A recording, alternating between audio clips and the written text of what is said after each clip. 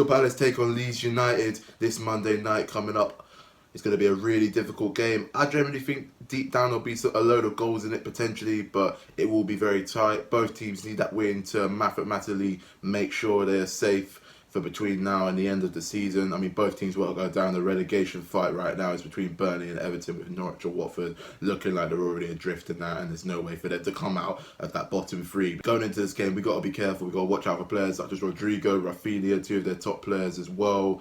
I believe Bamford is still injured. I'm not really sure, but who knows when he's coming back. He might even make a surprise appearance out of nowhere. You never really know. Calvin Phillips as well, on his day, could be a good player if he does start. He's only recently just come back for injury from Leeds United and that as well. But listen, the way that Leeds manager has set them up, and he's got them playing, they're more consistent, they're picking up more points, and with Leeds United, they're not really losing badly, they're not conceding as many goals at the back, so they're nice and solid, and that's what he wants, and that's what we're going to have to, try and just get past in that if we want to try and get a few goals to win the game and to keep us safe mathematically in this Premier League season and that. So yeah, it's not going to be easy. However, I generally think we need to change a few players, especially attacking wise and in the midfield. I'll get onto that in a minute when I do my starting 11 prediction. But yeah, going into this game, lost our last three, Crystal Palace, including that semi-final defeat to Chelsea. The thing is, yeah, that's in the players' heads. We played Newcastle the other day on Wednesday and it was flat.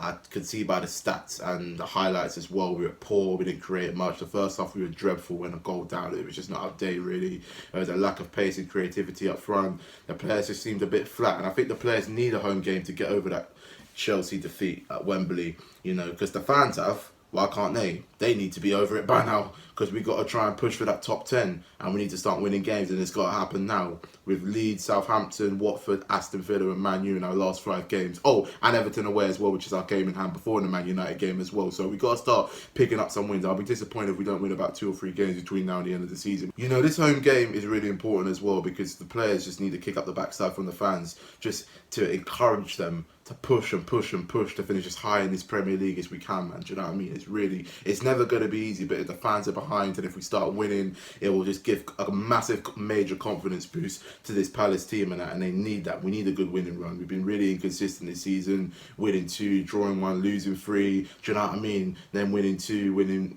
drawing 1, etc. It's really not good enough, man. If we can get that 3 wins in a row, I'll be really happy, and that might get us into the top 10. It's not going to be easy. We've got the likes of Brighton, our rivals, Leicester as well, Aston Villa, who else is up there? Newcastle, and that Newcastle, you wouldn't have thought they would be racing for the top 10, so it's not going to be easy, man. We just got to prove to them that we are the best and we are capable of finishing in the top 10, and the players just need to prove the fans wrong, because the confidence right now is a bit low. However, before we get into our predictions and my starting 11, I'm going to introduce you to JT. He is a Leeds supporter. You may have seen him on a couple of the Leeds fan channels and that as well. He does some really good content, so make sure to go and subscribe to his channel. Yeah, he's going to give his thoughts and his predictions going into the game as well. So yeah, take it away, JT. Hey Tristan, how's it going? It's your boy JT, or James, whatever you want to call me, and I've got a message for the Crystal Palace family. If you think that on Monday night we're not going to go there and slap you 6 ways till Sunday, then you, my friends, are truly mistaken. Rafinha is in hot form. Calvin Phillips is back. There's only one way the points are going, and that is back to Ellen Road, of course. In all seriousness, though, Crystal Palace are a very formidable task. I've been very interested to see how Patrick Vieira was going to go on, and I've really liked what he's done with you, especially the way he's built the youth up, the way he's really developed and cultivated so much young British talent. And as an Englishman myself, I can only thank him and Crystal Palace for the work that you lot have done this season. And if you're asking me if I'm scared of you lot, of course I am. Yes, we've been getting the results, but the performances haven't necessarily lived up to the billing. I mean, just look at the Watford game last week, more like a couple of weeks ago now. Yes, we won 3-0, but it was a bit of a smash and grab. We had absolutely nothing in the midfield battle. We got ransacked by Sissoko. Our midfield's about as strong as Will Smith's marriage. And especially with players like Conor Gallagher, I'm scared.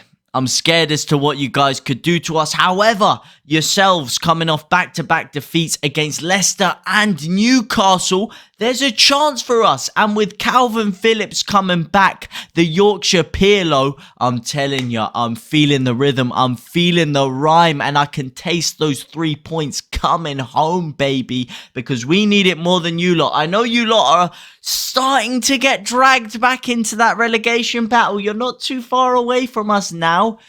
But we're the ones that need it more, I tell ya. Everton and Burnley are up our arse so far that the sun don't shine. And we need to get out of there big time because relegation is a very, very serious possibility.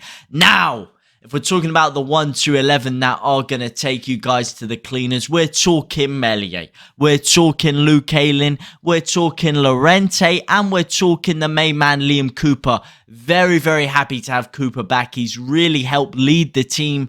And someone who a lot of Leeds fans didn't realise how much we actually missed him and or needed him until he's come back into the side. Stuart Dallas at left back, Mr. Captain Versatile. No Adam Forshaw. It's a big shame, but unfortunately that guy is like the new age Jack Wheelchair.